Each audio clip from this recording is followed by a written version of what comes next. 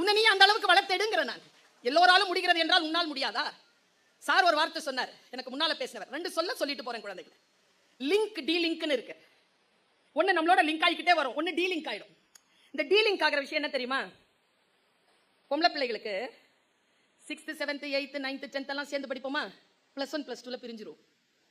+2 வரைக்கும் சேர்ந்து படிப்போமா? காலேஜ்ல பிரிஞ்சிரும். காலேஜ்ல எல்லாம் சேர்ந்து படிப்போமா? வாழ்க்கையில பிரிஞ்சிரும். இது டீலிங்க். அப்படியே வாழ்க்கை முழுக்கம் எடுத்துட்டு போறதெல்லாம் ரொம்ப கம்மி பர்சன்டேஜ், ரொம்ப குறைந்த பர்சன்டேஜ்.